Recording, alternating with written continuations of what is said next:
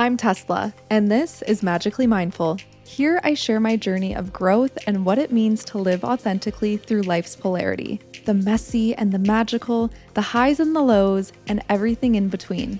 Think of this as an open diary for your soul, here to remind you that you're never alone. Tracy Poizner, welcome to Magically Mindful, the podcast.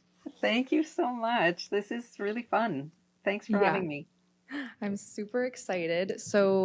We were just chatting a little bit before we started recording about how you are a beautiful jack of all trades, a Bach Flower Alchemist, which I'm very excited to chat more about that with you. And also, you are the host of the Limitless podcast and also the founder of Space Time Alchemy, which is kind of the holder of your beautiful blends, your human design blends, which we're going to talk about as well. But I would love to just hear in your words what you do and how you serve your people. Yeah, as I just said, it's completely on me that I don't have a really pithy title for what I do, but I've been a homeopath for almost 30 years, 27, 28, 29 years. I don't even know at this point. I've been a classical homeopath for a long time. And because I am a manifesting generator, I kind of keep moving in new directions and changing the thing that I do. So about 8 or 9 years ago, I got into online coaching, kind of life coaching, um, specifically for women who are stepmothers, as I am. I'm also a mother, but I'm a stepmother of 3 young adults at this point. Um, so I started doing some coaching around that, and I got uh, interested and very involved in learning about um, the archetypes of human consciousness and a kind of a framework for consciousness that was new to me. And after so many years of helping people with one-to-one consultation, and I almost said constellation because that's a thing too. Family constellation therapy is something that I have not trained in, but certainly participated in a few times, and it's completely incredible. Um, so these archetypes were really cool, and I just became obsessed with it. I took every possible course and one-to-one coaching opportunity for several years from Sonika Asif and her husband Naveed. Um, Great coaches, and I learned a ton from them about this system called shadow alchemy, and eventually archetypal alchemy, which is kind of a bigger, more expansive system. So I spent a couple of years learning about these archetypes, and then I just had this kind of spontaneous download, as you know, I think you can probably relate. Those things happen. That I was supposed to put the archetypes together with these Bach flower essences. And I had known about Bach flowers since I started studying homeopathy more than 30 years ago. I learned about them as part of my homeopathy training, although they are not, strictly speaking, homeopathic remedies. We don't have to go into that whole story right now, but they are energy medicine. They are vibrational medicine, information medicine, however you want to talk about it.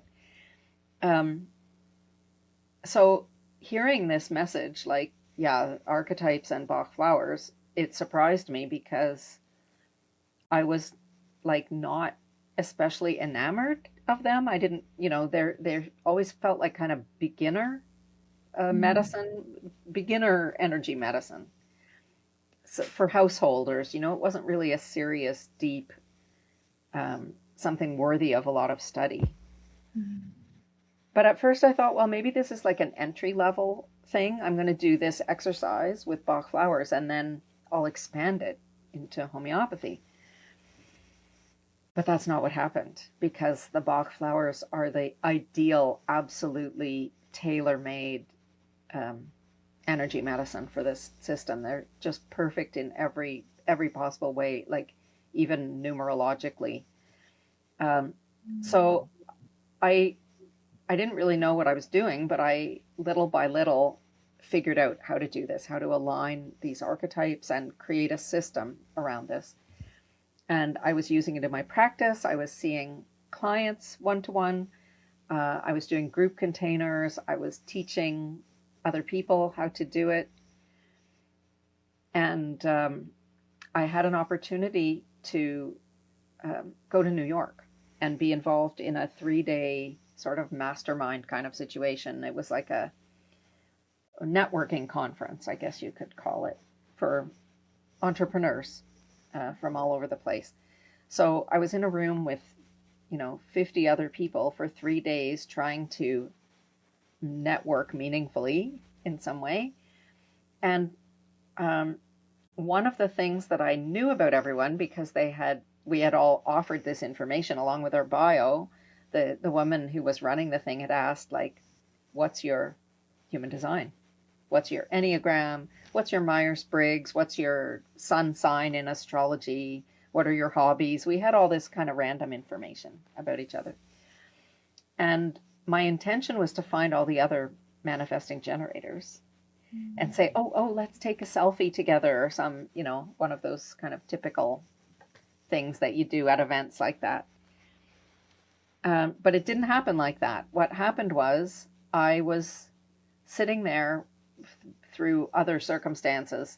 I happened to have a whole set of my 38 Bach flowers, and I had a case of glass bottles, these little spray bottles, because I had been hoping to do a masterclass of my own while I was there. That didn't happen. And it just suddenly hit me, like right at the end, the last hour of this thing, I got this like, boom, make a manifesting generator blend.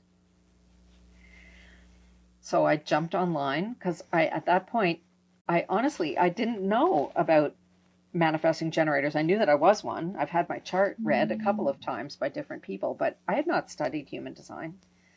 So I went online and I looked up the not self characteristics of manifesting generator. And then I matched those things, like frustration, etc., with the Bach flowers that I knew would be helpful. And I put them together in a blend. And when I gave them to people, so this was so interesting because I had already spent 3 days sort of talking to people about what I do. And I would say, I use Bach flowers for spiritual expansion instead of emotional healing. And, I have this methodology for massively accelerating your journey of personal growth. And people would say, well, yeah, wow, that sounds really cool. But when I gave them a blend and I said, this is for manifesting generator type, they were like, oh my God. Like they knew immediately what it was for. And it solved a problem that I couldn't even articulate that I had this problem. But the problem was that people thought it was interesting, but they couldn't immediately feel how they would benefit from this. Like, what am I going to get from this? Or why would I want this? Or what's it going to do for me? And as soon as I said, it's a manifesting generator blend, it was like in 1 second, they knew what it was going to do. They knew exactly what it was for. It dissolved this veil between me and the people that I was trying to reach. So I gave out, 8 or 10 of them at this event to whoever was a manifesting generator there, and started hearing back from people who said, yeah, where can I get more of that? Like I'm loving it. So I made a blend for the other energy types in the same way. It was a lot of work, I don't mind saying. It took a while, but I put together these blends, and then I figured that I better test it on somebody, because otherwise maybe it's just a cool idea and it doesn't do what I think it's going to do. So I put it out to my community of people who follow me online about Bach flowers, and 20 people jumped on within an hour of me announcing it. Everybody wanted to try this. So that was another nice validation, you know, that it was kind of resonating with people. And I created a whole, um, oh, what can I say? Like a system of collecting data. Like I wanted numerical data about what's working. How can you, you know, rate yourself before and during and after, so that we know by, I mean, obviously numbers are numbers, but it's a way of saying, you know, if this is like an 8 out of 10 right now, if this, you know, your frustration with certain circumstances is, you know, you relate to that 8 out of 10, what are you going to say it is in a month from now? And wow, like I've just been blown away by how it's working the way that I hoped it would, but even more, um, Mm. even better, and in some cases incredibly fast, like within a week. But as I look at all the data from, you know, I have um, data on about um, 50 people now. So there's no question that the main gains come at like around the 4 week mark for Mm. people, even if they had already experienced a positive shift, you know, around week 1 or 2. It does just keep going like that. So yeah, it's been fabulous. Yeah, it's amazing. Yeah, I'm very grateful to have had the opportunity to be using it myself, as I'm also a manifesting generator. But as you mentioned, it is for all the five energy types. And I just want to backtrack slightly in case if someone is listening and they're like, what is a Bach flower? Can you Oh yeah, describe that? sure. So I well here I'll hold up my little kit of them that I have here. Or here's a little bottle as well. So Mm. they um, these are drops. They're liquid remedies. They've been around for 90 some odd years now. They were developed by a doctor in England, a medical doctor, a researcher, a bacteriologist, like straight ahead medical guy who just was very spiritually inclined, and at one point just decided to leave his practice of medicine and look for the purest um, healing agents in nature. And um, flowers are known to be actually very high vibrational thing, even apparently higher than crystals, which is surprising to me, but I've heard that. So this is a very different kind of medicine than herbal medicine, where you take some kind of extract of the plant, right? Like you're using alcohol or glycerin or water to extract some chemical constituents from the plant and then use them, or else we dry them and powder them and maybe make tea out of them, or a poultice or something like that. But you're using the chemicals present in the plant, the, you know, the tannins and the phenols and the whatever the chemical composition of the plant is active in our body. It's active with your metabolism. This is a completely different idea. Um, these remedies are made. It's pretty cool, actually. You just well, it's mimicking the process of dewdrops forming on petals, right? So, like in the morning when the sun comes out, the moisture in the air condenses into water droplets. Well, you know that on the leaf, on everything, right? Grass and leaves and flowers. Um, so Dr. Bach had the experience of walking in the, you know, in the fields or in the woods or whatever in the morning, and he was an extremely sensitive individual, and he could tell that um, something was reliably affecting his mood in different ways. And he was one of these people who could just sort of hold his hand over a plant and tell what it was doing for him. So obviously collecting dewdrops is not going to be a very scalable activity in terms of making medicine for lots of people. So he figured out that if you just took a handful of flower petals that were, of course, as with all herbal medicine, collected at the right moment of the day when they're flowering and at the right time of year, and you put them in a bowl of pure water in the sunlight for a few hours, um, that creates like a whole bowl full of dewdrops. And that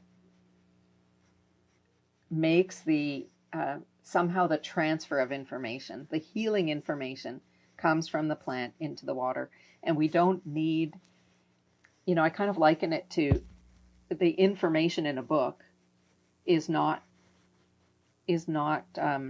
reliant on the like the paper or the tree, the pulp, or the ink, or the shape of the letters or whatever, right? Like the information is there, and you don't have to eat the book to get the information.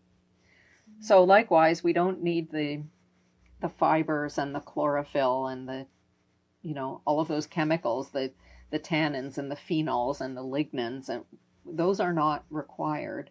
It's just the information that we want. So you end up with these little drops that are kind of like a little miniature thumb drive that your body knows what to do with, and it can extract that information that is coded there. So his work was really associating each of these particular flowers with some kind of emotional frequency that you want to um, align or harmonize, where some kind of emotion or belief system is unaligned and it is causing you distress, like a particular fear or an insecurity, anger, jealousy, disappointment, self-pity, all of those kind of things. Somehow he had the idea that there are 38 emotional centers in the brain. He didn't elaborate what those are, except that each one is associated with one of these flowers. And I always thought, in my ignorance, being a snobby homeopath, because we have thousands of homeopathic remedies, and I thought, well, there's only 38 of these Bach flowers. Maybe it's just because he died relatively young. He was only 50, and I thought, if he'd lived longer, he would have made more of them. But that's not it at all. He apparently experimented with over 2,000 flowers. Wow. And he chose these ones, and then he burned all his notes. He said, this system is complete and it's finished. Like it's a closed system that has 38 flowers. And there are numerological things about that, because like 3 plus 8 is 11, and then it's 1 and 1. I mean, it's deep. And he was very interested in astrology, but decided not to include any sort of astrological indications. But it was enough for me to feel, emboldened to go ahead and match this system. So these are things you can, mostly I give them to people to take drops in their mouth, but you can use it as a spray. So you can, spray yourself or spray your aura, because, as much as this is interacting on I could say a cellular level, but it's really much deeper than that. It would be on a quantum level, because it's information, that can happen outside of your body, of course, because there's no edge boundary to who you are, right? I mean, we have subtle bodies as well. So it works very well like that. It works very well applied externally, like on a wet cloth on your forehead or your arm, or a place that hurts on a wound. So they've been known as fabulous healing agents for 90 years. No thanks to me. Like I'm not responsible for how well the Bach flowers work, but my contribution is to now find a place for them in for the purpose of spiritual growth, for accelerating spiritual growth and making this deconditioning process um, uh, happen more efficiently, to clear away blocks so that you can know, like really know it in your bones that that your design is correct and you don't have to answer to anyone for it. Yeah.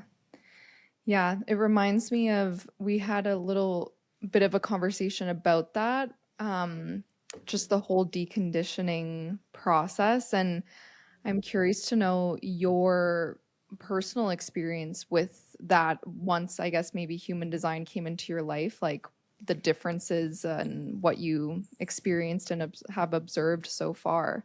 Well, it's been fascinating for me because I had my chart read a couple of times, like 4 years ago, maybe it was the first time. And it's so huge, right? Like it was overwhelming. So it was interesting, but it didn't draw me into the world of human design.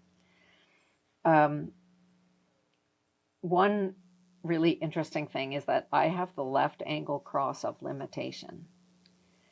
And without knowing that, I started a podcast called Limitless.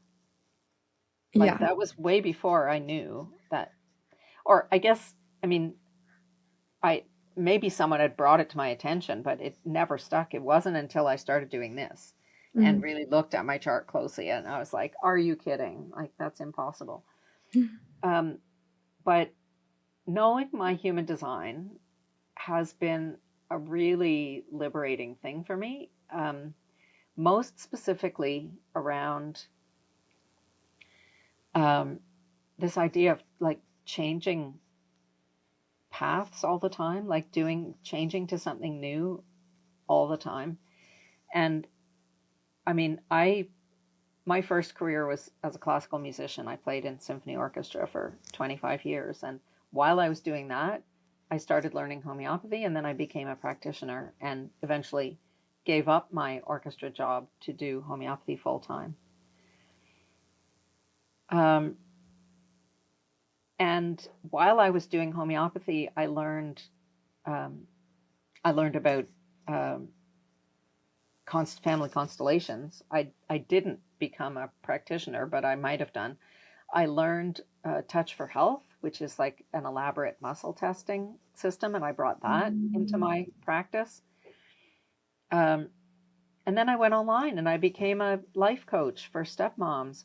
And then I morphed out of that into coaching the husbands, like the dads, the biological dads who are divorced and having difficulty with parenting in this post-divorce family landscape. So then I was just coaching dads instead of stepmoms. Like it's, been a crazy journey.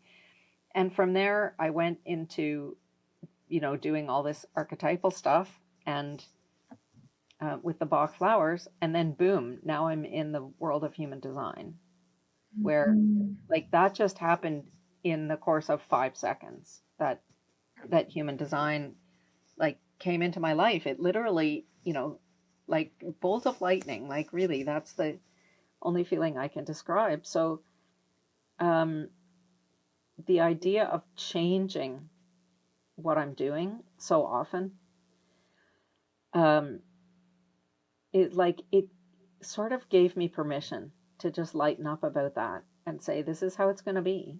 And I don't have to answer to anybody for that. Like, this is my way. And I don't know why it's my way, but it doesn't matter because the right thing is always happening if I'm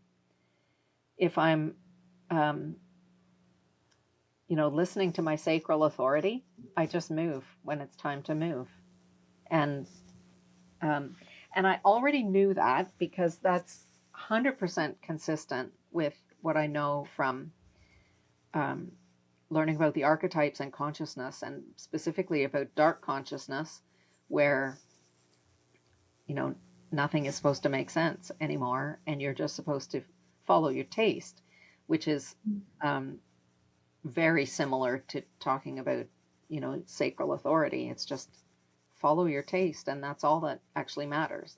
That's all that you have to take care of doing, and it will not make sense to you. It will not be understood by other people, and it's not supposed to. And that's, if you want to expand your consciousness in this way and to move out of the light grid into the dark web of consciousness, that's a thing that happens, and you have to submit to it. So I already knew it and I was doing it, but like human design gave me a vocabulary to really integrate that and say, this is why, for me, like, this is why this thing is happening. This is why I'm constantly sort of enthralled with new ideas and new possibilities and new directions. And this is how I'm meant to move in the world. So I don't second guess that anymore.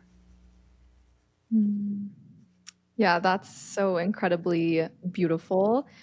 This is just why I love human design so much, because this is a beautiful example of like it really is not something by coincidence or just made up and so woo woo. It's because people were already living it, and it's just a matter of if we end up discovering the modality that is human design or not. But I feel like it's present in all of our lives. It's just a matter of when and if we become aware to aware to it. And I definitely resonate with how you said it's just been very freeing, and the changing paths as well, since I'm also a manifesting generator.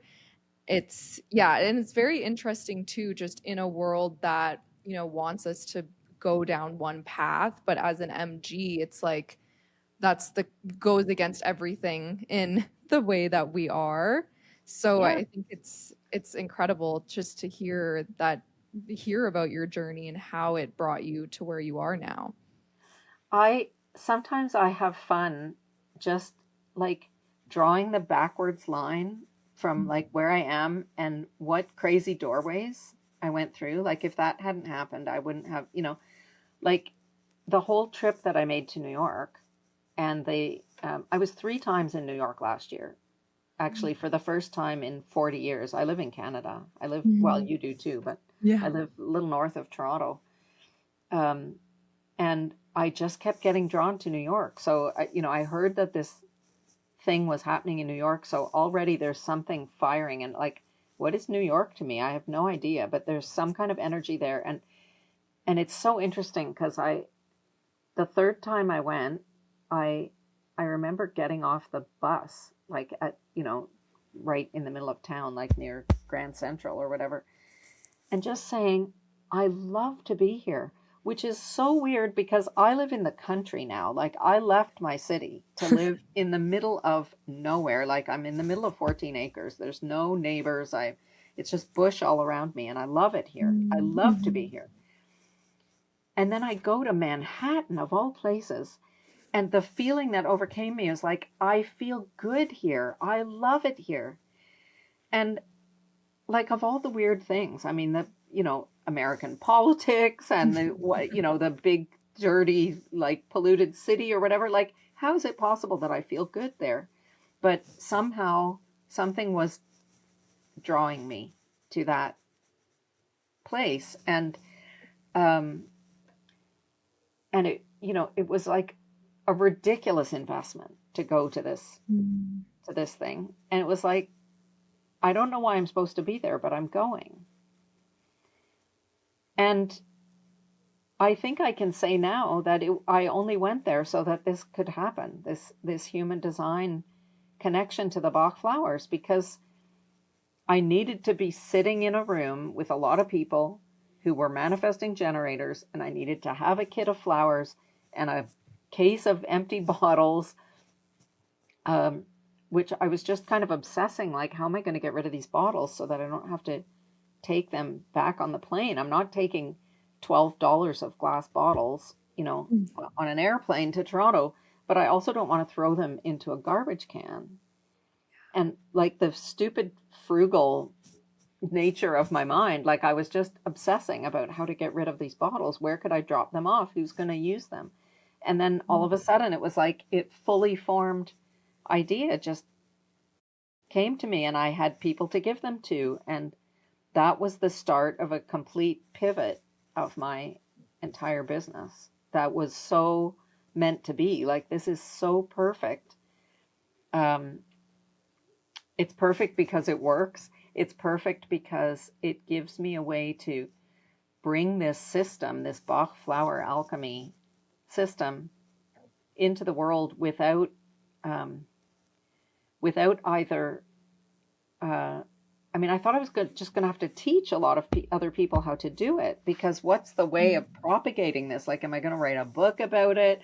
I had already taught a group of 6 people, but like I would have to be teaching dozens or hundreds of people how to do this in order to like make it go out and outside of myself. I didn't want to be like the only person who knows how to do this, because that's really lame.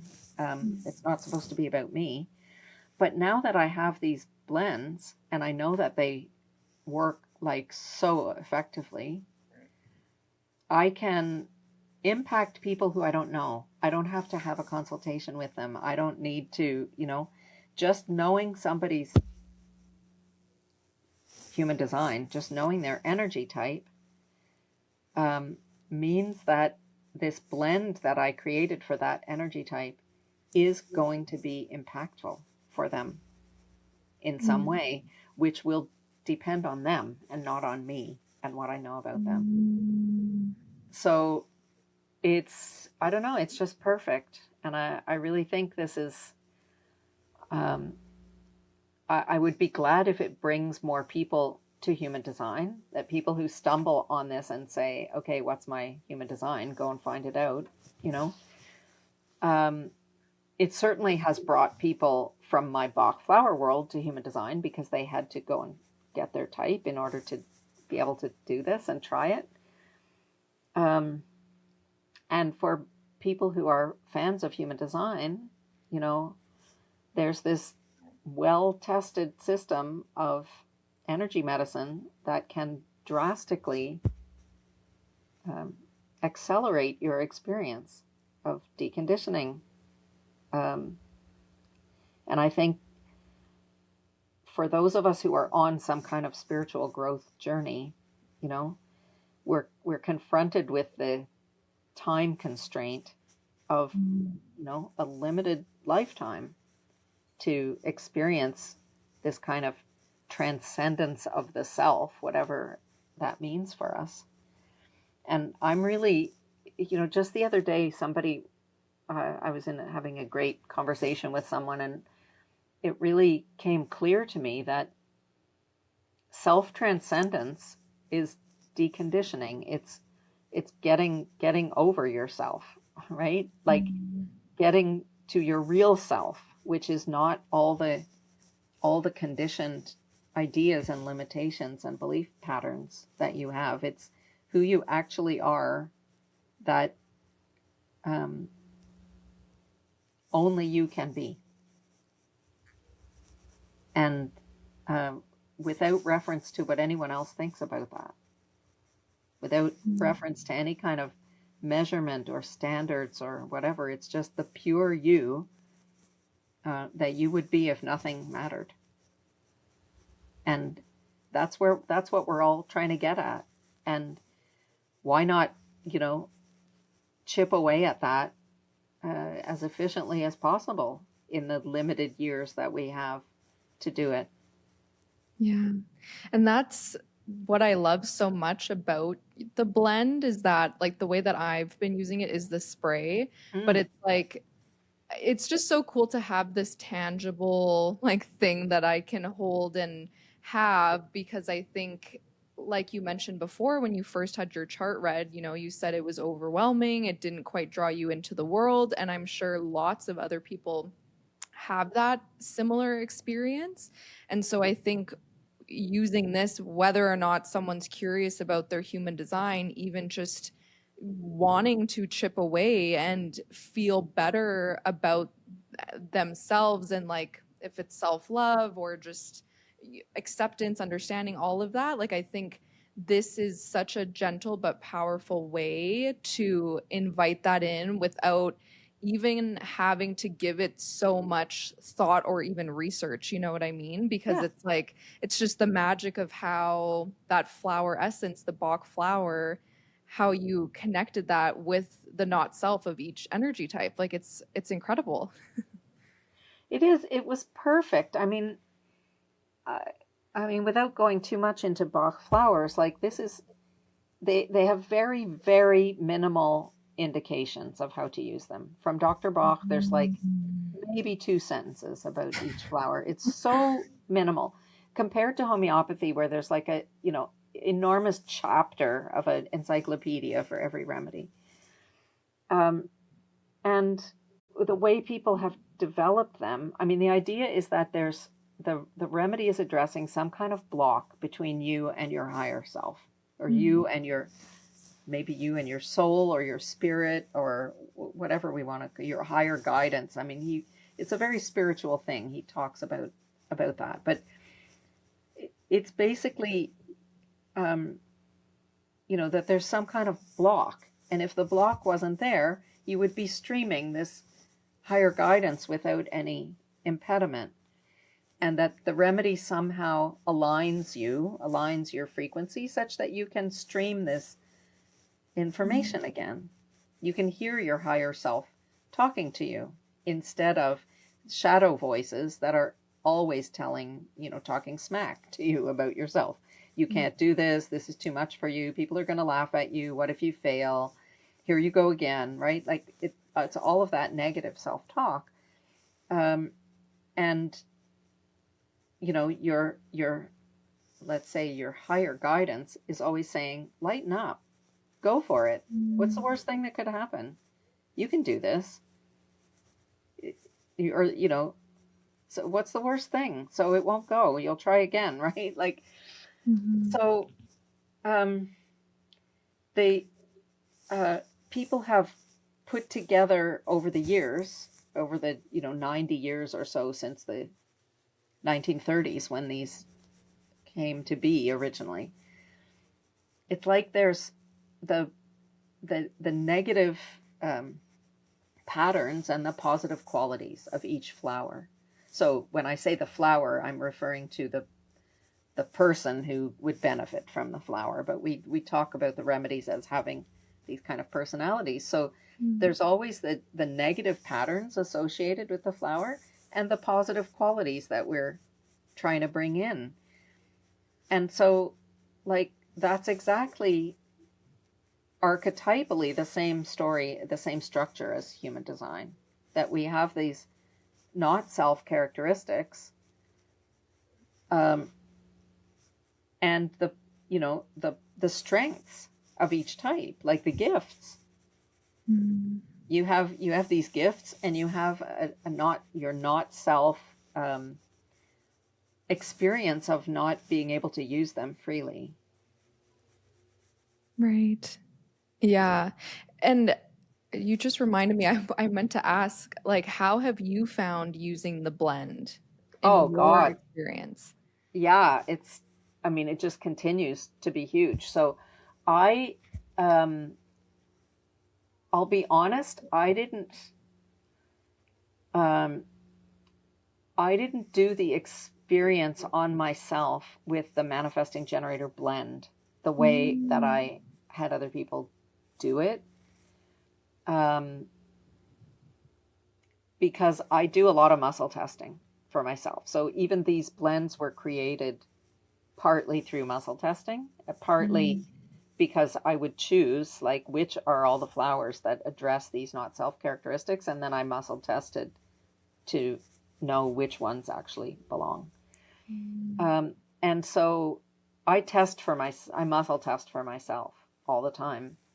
And I mean, I certainly took it some days, but I didn't take it exclusively for a whole month because it just didn't test for me. But as I've used different blends that I've made for myself, um, the things that I've experienced are just completely extraordinary. I maybe the biggest thing that, or the most noticeable thing that ever happened was that I was being coached by someone while I was developing a program about Bach flowers that I wanted to promote and attract students into this course, group container course that I was going to do. And the essence of the course was that I was going to, you know, gather around me a group of people who we would take the same blend all together once a week. Or like once a week, we would create a new blend and take it all together for a week and report internally to each other what was happening, with the idea that, you know, that we would be entangled in the same field and that we all could benefit by the sensitivity of different people in the group to different remedies. And that maybe we'll all be elevated in our journey because we're doing this all together. And so I got 7 or 8 people together, but I was busy taking remedies, whatever they were, like a blend of something for myself. And I just woke up one day knowing that this coach needed to be in my program. Like the guy who was coaching me on how to develop it and sell it, I just sent him a message and said, we have to get on a call because I need to talk to you about joining this program. And, you know, 2 days before I had been all like, what can I say? There was a master-student relationship that just reversed instantly when I said, you need to be in this program. I can see it as clear as day. This is going to be amazing for you. Here's why you need it, blah, blah, blah. And I couldn't have imagined doing anything remotely like that 2 days before. It was like skipping up the ladder 20 steps overnight in my certainty, in my confidence, in my ability to stand in my boots and say, I know what I'm talking about here. You need this from me. And that it just shocked me so much. Like that was the biggest sort of overnight amazing thing that happened. But during the course of last year, like as I said, I went several times to New York, and each time there was this big up level. And I mean, there's another whole part of this where I've become super interested in quantum physics, and I went to a week-long like deep tech what do you call it, symposium or something in New York, and got so interested there that I flew to Barcelona for the Science of Consciousness conference in July, like listening all day long to people presenting quantum physics papers about consciousness, and I was like just eating it up. I loved it so much. So, you know, talk about another direction. But each time it's like I completely feel like I belong in the room, and whoever I go to this event thinking like my ideal would be to, you know, get a chance to say hello to this person, and I end up, you know, in a long private conversation with someone, and, you know, making connection after connection. And I met, you know, group of random people who have become really close friends and colleagues from being there. So my up level has been dramatic in terms of my own growth and confidence in who I am and feeling good in every room that I go in. So, like, for me, there's no question. And I know as I interview people who have used these blends, the changes can be both subtle and profound at the same time, because you still feel like you on the other end. Like, that's, I can point to that one time when I was like, oh my God, did I just say that? You know, like it was fast and really noticeable. But you mostly don't notice things when they're gone, you know? So that's why that the self-assessment form that I created is so important, because if you don't assign a number to something when you start out, you know, it just feels normal to you. And you're like, I mean, in my whole homeopathy career, I had people in my office saying, I don't think this remedy really did much for me. And I would look at their file from the last time and say, well, what about those headaches? Oh, yeah, I haven't had any of those. Well, you were having a lot of heartburn. Oh, that seems to have gone away. Well, what about the problem with, yeah, that's not bothering me anymore. Like, you don't notice when it's gone. You still feel like you just kind of feel good. So people were saying things like, I don't have to justify my self-worth anymore. Or I can't imagine why I would ever say yes to doing something I don't want to do. And these are people who have been, you know, spent their whole lives in that paradigm of, I always say yes to something I don't want to do. And I tell myself I'm not going to do it, and then I do it again. And this woman is now saying, yeah, I'm not doing it again. I'm saying no. And it feels completely normal to say no. But I know that I wasn't like that 2 weeks ago. Yeah. So that's really the fun, when you can articulate the thing that's different. Or one lady I spoke to and said, I said, are other people seeing a change in you? And she said, well, I don't think so. I mean, nobody said anything to me. But then 5 minutes later in the conversation, she told a story where she said, and then my friends all said, wow, that's not like you. You just let that go. You don't usually let things go so easily. And she laughed and said, oh, I guess they are noticing something different about me. Like, it's a really interesting thing that you just wake up a little you know, older and wiser in some way, but you're still you.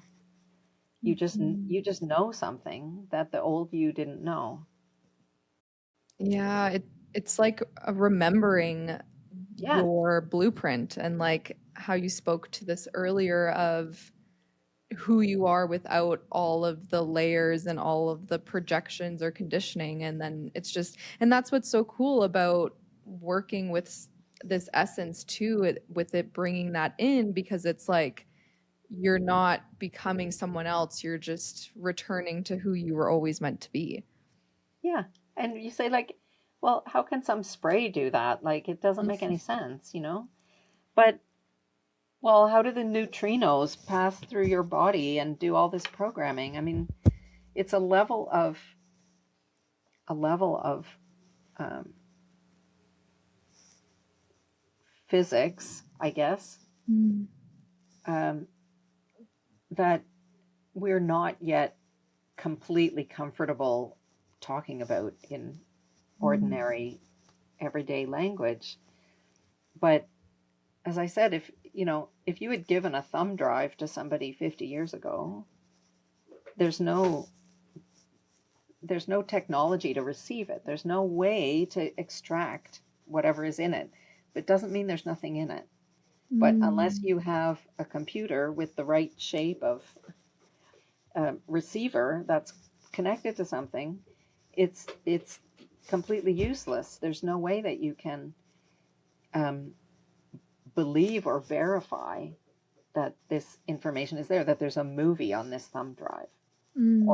or an encyclopedia or whatever. It would be impossible to somebody that you're talking to. So, this is a technology, and it's one Mhm. that's a little bit ahead of our ability to describe how it works, although I do have a very good description for how it works, and Mhm. that has to do with the gel phase of water, which is called EZ water, exclusion zone water. It's electrically charged, separated water, and that forms a crystalline gel structure, which is very well suited, like silica, to storing and um,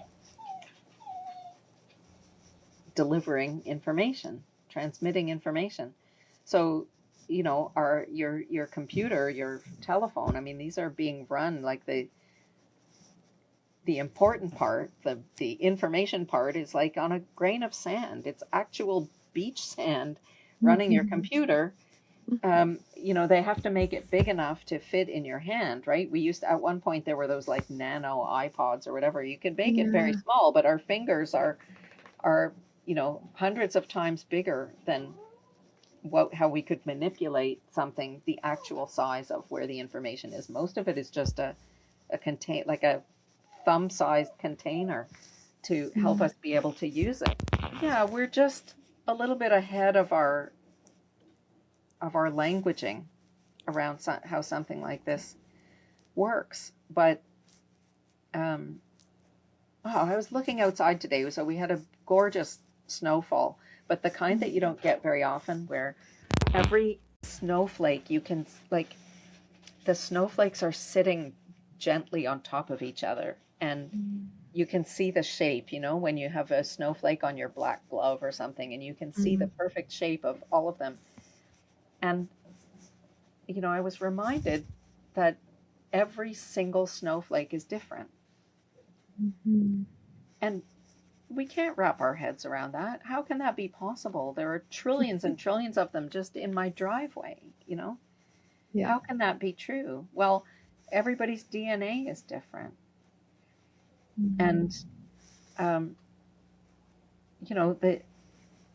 the complexity, the scale of what's happening in our physical body is impossible to comprehend. You're making every second, you produce 2 million new red blood cells every Mm. second.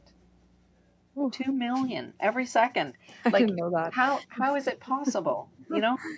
There's a lot of stuff that we don't know. Um, it's not that we're supposed to know everything, Mm. but um, um, we often stop ourselves from availing ourselves of things that are available because you say, well, that doesn't make any sense. How can that be? Um, even placebo is the greatest medicine known to man. That's why every drug has to be tested against placebo. Except nobody wants to study placebo because there's no money in it. But Mm. but up to 40% cure of anything is done by placebo. It's way, way better than any kind of medicine that we have.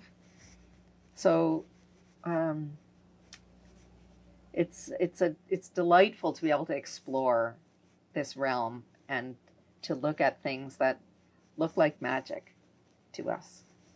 Yeah. It looks like magic, but if we learn how to manipulate it, I mean, everything that we're using today would have been absolute magic to people 50 years ago. Yeah, if you think 60 years ago, like when we, you know, put a man on the moon, a computer was something that took up a whole, warehouse. It was unthinkable that somebody could have one in their home, let alone in their pocket. So, um, yeah, I'm just somebody who feels like I would rather look at how to use this technology than to spend a lot of time um, understanding the minutia of the mechanism of how it works. Yeah, I'm definitely the same way as that. And I think, I don't know, we're all just so different in that sense because I know, I don't know. I think it just makes me think in the past, I've talked with my partner about this. He's a projector, but he, we're just so different that I'm like, yeah, I'll kind of just take something at face value unless you give me a reason otherwise. But some of us are more analytical in that sense. But I mean, even with, using the blend, I'm like, well, I know I'm a manifesting generator and I'm very open to trying these sorts of things. And of course, we're always looking for ways to feel better. So it's like, why not? Yeah. So, excuse me. I know that you haven't been filling out Oh, the yes. form, but you have a like a positive feeling from using this. Yeah, I mean, what I can say, because, yeah, I think I'm probably about 5 weeks in. So when I did fill out my form, it was at about the 4 week mark, I believe. So even if I think prior to that, my life in the last, I don't know, probably since the summertime, it's been very, like, I definitely lost touch of myself. Like, I don't know, being a Leo, I feel like confidence didn't always come easy, but it was definitely something that, like, it was just natural for me, and I felt very confident in myself and all of these things. But then there were just external factors happening that I think really dimmed my light. And then something that had happened, which I actually spoke about this on the last episode of my podcast, about how, because the big stressor for me was money and I didn't have like a stable, secure job. And then I landed one, and just a couple days before starting, I got fired. And if that would have happened 6 months ago, I would have been spiraling and freaking out. Obviously, the frustration would have came through, but I was like, "Oh, I'm so protected. Like, this is exactly what was supposed to happen." But then I also was like, "Oh, I've been using the spray. This obviously has helped me," because in my reflection at the 4 week, I was like, "Yeah, I feel like I have regained my sense of self." And it was like that situation with the job not having worked out, it like lit a fire under my ass and reminded me of my worth, like that I wasn't going to, you know, compromise my integrity and my self-worth. And then lo and behold, a better job opportunity came through. So that's been the biggest thing, I would say, for sure. And just similar to what you had said as well, just like that confidence in self and just being unapologetically me without having to like second guess that. Very cool. That's a Mm-hmm. great story. Yeah, yeah, I'm very, very grateful, and it will be interesting to see as time goes on with using it. And I'm curious to know, like, for someone that if they're like, yes, I want to get one, like, how do you look at the timeline of it? Sorry, what do you mean about the timeline? I guess just in terms of like maybe someone listening is like, is this something that I'm going to need to reorder, or like, Oh, yeah. how much should I use it? Um, so I've been telling people like the baseline is for Bach flowers in general is like 4 times a day. So, Mm, if you have a spray, you're doing like two, three, four sprays. And if it's drops, you're taking 4 drops 4 times a day. But that's like a kind of average. And then everybody is, on one side or the other of the average. So I encourage people to follow their own authority and mhm. say, this feels like too much for me, or I want to start with 1 drop once a day, or I'm going to take this twice a day instead of 4 times a day. Some people start off and feel like this is too much for me, and some Mm. people want to just have it on kind of some kind of slow on ramp of like, I'll start low and work up to it. Um,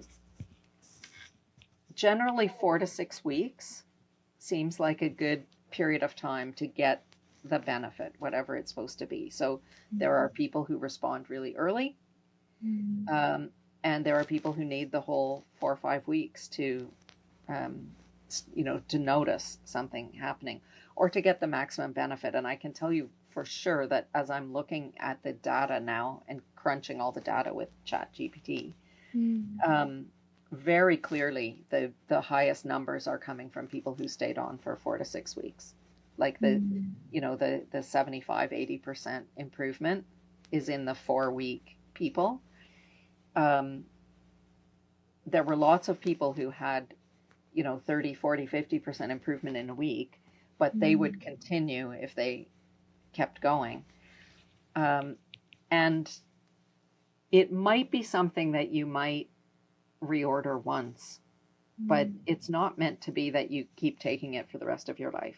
Like, it makes a change, and that change is permanent. Now, having said permanent, it's like you can't unknow something that you know, right? But there will be new things coming along. There are new triggers, new challenges, new life events that may poke you in a similar place, or in a totally different place, but it's possible that the same blend would help you again for a totally different kind of challenge. I can't say for certain because, that might not be the case, but it definitely, in ordinary Bach flower work and in homeopathy, you would always return to something that was helpful for you before, and it might work and it might not. But I think the next phase for me will probably be developing blends for each of the centers, each of the 9 centers. Yeah. So I think that's where I'll go next with it. And then there will be an option for people to, carry on in some way by addressing one of the centers that's of particular interest for them. So that's probably where I'm going to go next with it. But yeah, it's not meant to be something that you take forever, but there is no harm in repeating it at some point in the future. And you might, either that you feel like you're sort of slipping back in some way into an old pattern, that you go, oh, I was doing better when I was on that blend, and then you just take it again. Yeah, there's no way that you're not supposed to need it all the time. It might be something that you take for a couple of days, like every quarter or something. Or obviously I don't have enough reflectors because they're so rare, but they might need a different way of doing things. They might need to take one dose for a day, once every month or something. I would need more reflectors to be able to say more about the timeline for them. Yeah, no, that makes sense. It's all such fascinating information. I just feel so honored to have learned from you and just to share this conversation. As we kind of wrap up, is there either one takeaway that you would love for someone to have, like listening to this conversation, or maybe something that we didn't touch on? Oh gosh, the takeaway. Well, I think that,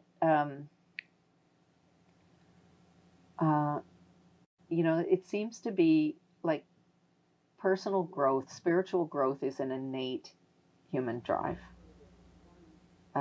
We are all drawn towards some kind of experience of getting past ourself to whatever is on the other side of that. And I think what's on the other side of that is the purest expression of who you actually are as part of the whole. And that's you without all the conditioning, without the limiting beliefs, without the projection, as you said. There is a very pure version of you waiting to create and express and make an impact. And I would love to think that this system and these blends are a kind of portal to that place for people. So I'm really looking forward to seeing how this plays out when lots more people get a chance to use it. Yeah. Yeah, I'm so excited to see that evolve as well. And I'll definitely share your links in the show notes for everyone. But really quick, if you just want to share where people can find you. Yeah, my website is my name, tracypoizner.com. And I have a Facebook group called Bach Flower Alchemy that anybody's welcome to join. Okay, amazing. And I'll definitely have the link as well if anyone is interested in purchasing a blend for their human design type. It's truly magic in a perfect little bottle.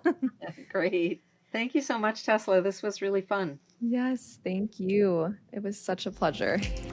If this episode resonated with you, share it with someone you love, and let's keep the conversation going on Instagram at Magically Mindful Podcast. For collaborations and partnerships, email magicallymindfulpodcast@gmail.com. If you're listening on Spotify or Apple, please leave us a review so we can continue to grow this amazing community.